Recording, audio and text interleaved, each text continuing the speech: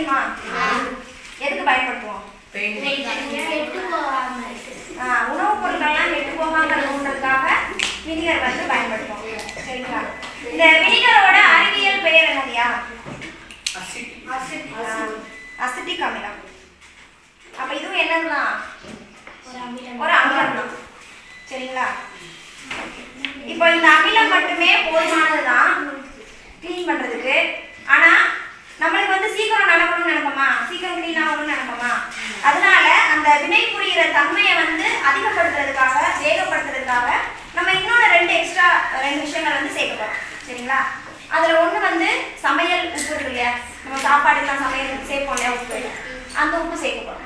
அதோடைய அறிவியல் பெயர் என்ன? Sodium chloride. சரிங்களா?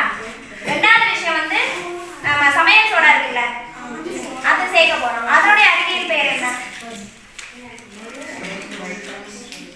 Sodium bicarbonate. ரெண்டு எழுதிங்களா? இப்போ இதுல வந்து நம்ம அசிட்டிக் அமிலம், சோடியம் குளோரைடு, வேற என்ன சேர்த்தோம்? Sodium bicarbonate. எல்லாத்துக்கும் அறிவியல் பேர் சொல்லலாம். சரிங்களா? ஸோ இந்த மூணுமே நம்ம ஒண்ணா சேர்த்துப்போம். இதுல வந்து அசிட்டிக் அமிலம்ன்றது ஆசிட் அமிலம். நம்ம லாஸ்ட் சேர்த்தோம்ல சோடியம் பைகார்பனேட், அது வந்து ஒரு காரம். சரிங்களா? அப்ப அமிலமும் காரமும் சேருது. இந்த வினைக்கு பேர் என்ன சொல்லுவாங்க அப்படின்னா நடுநிலையாக்கல் வினைன்னு சொல்லுவாங்க. இந்த நடுநிலையாக்கல் வினையில அமிலமும் காரமும் சேரும். அப்படி சேரும் போது நம்மளுக்கு ரிசல்ட்டா என்ன கிடைக்கும் அப்படின்னா ஒரு உப்பும் தண்ணியும் கிடைக்கும். அதில் நம்ம என்ன காரம் என்ன அமிலம் சேர்க்கிறோன்றதை பொறுத்து உப்பும் காரமும் கிடைக்கும். இப்போ வந்து நம்ம அசிட்டிக் அமிலமும் சோடியம் பைகார்பனேட்டும் சேர்த்துருக்கோம் காரத்துக்கு. ஸோ இதுல இருந்து நம்மளுக்கு என்ன உப்பு கிடைக்கும் அப்படின்னா சோடியம் அசிட்டேட் அப்படின்ற உப்பு கிடைக்கும், பிளஸ் தண்ணி. சரிங்களா? ஸோ இதுல வந்து நம்ம என்ன செய்யறோம் அப்படின்னா, நம்ம போன தடவை பலகாட்டிக்கு பயன்படுத்தணும் இல்லையா, அந்த பிளேட் வந்து நான் வச்சிருக்கேன், காப்பர் பிளேட். இப்போ இதை வந்து நம்ம சுத்தம் பண்ணி காட்டப்போம். இதில் நான் ஒரு பாதியை நான் டிப் பண்ணிட்டு நான் ஒரு வித்தியாசம் காட்டுறேன். தெரியுதா? கலர் வித்தியாசம் தெரியுதா? தெரியுதா? சரி. இப்போ காப்பர் பொருள் இருக்கு இல்லையா, காப்பர் பத்தி உங்களுக்கு என்ன தெரியும்? காப்பர் நீங்க பாத்துருக்கீங்களா? வேற இடத்துல நீங்க வயல்ல பாத்துருக்கீங்க, முன்னாடி சொன்னீங்க. வேற இந்த மாதிரி நம்ம பிளேட்டா பாத்துருக்கோம். வேற எங்க பாத்துருக்கீங்க? பாத்திரம்லாம் நிறைய இருக்கும்ல, வாட்டர் பாட்டில், பானை, இந்த மாதிரி நிறைய பாத்திரம் இருக்கும் இல்லையா, இருக்குமா? அதெல்லாம் வந்து கடையில பார்த்தோம் அப்படின்னா நல்லா கவர்ல மூடி போட்டு வச்சிருப்பாங்களா? அதை வெளியில நம்ம வீட்டுக்கு வாங்கிட்டு வந்து நம்ம வெளியில ஓபன் பண்ணி வச்சா என்ன ஆகும்? கருப்பாகுமா? நல்லா சொல்ற. துருலாம் பிடிக்காது. அதுக்கு மேல வந்து பச்சை கலர்ல ஒரு பட்டன், இதுல கூட தெரியும், ஆனா ரொம்ப லைட்டா தான் இருக்கு. இந்த இடத்துல ஒரு டாட் மாதிரி தெரியுதா பச்சை கலர்ல? காப்பர் பொருள் எல்லாத்துலயுமே வெளியில படுற மாதிரி வச்சிருக்கோம் அப்படின்னா இந்த மாதிரி ஆகும். இதுக்கு பேர் என்ன அப்படின்னா கேட்பீங்களா? இதுக்கு பேர் வந்து காப்பர் ஆக்சைடு. பச்சை கலர்ல இருக்கா? இதுக்கு பேர் வந்து காப்பர் ஆக்சைடு.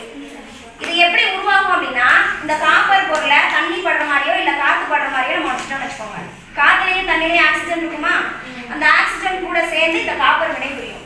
அப்படி வினை புரியறதுனால காப்பர் வந்து நம்மளுக்கு காப்பர் ஆக்சைடா மாறும். அதனுடைய நிறம் வந்து பச்சை நிறம். ஸோ அதனால நம்மளுக்கு பச்சை கலர்ல படிக்கும். இதுல வந்து லைட்டா ஒரு டாட். சரிங்களா?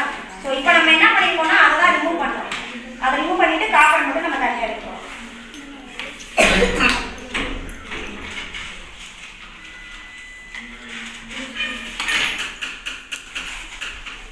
சரிங்களா? நல்லா சுத்தமாயிடுச்சா? ஒரு 2 நிமிஷம் தானே போட்டிருக்கோம். நல்லா சுத்தமாயிடுச்சுல. நடுவில் எப்படி இருக்கு தெரியுதா? இல்ல நடுவில் கொஞ்சம் அந்த திரும்ப அந்த அழுக்கா இருக்கிற மாதிரி திரும்ப வந்துச்சா? தெரியுதா? தெரியுதா? ஏன் திரும்ப எப்படி வருது? காத்து கூட சேர்ந்து வினை புரியும். எதோட வினை புரியும்? காற்றுல நீரா?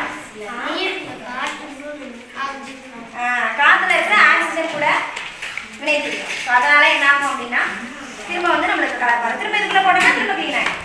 சரிங்களா? இப்போ இந்த கலர் தெரியுதா? தண்ணியில் இருக்கிற கலர் எப்படி இருக்கு?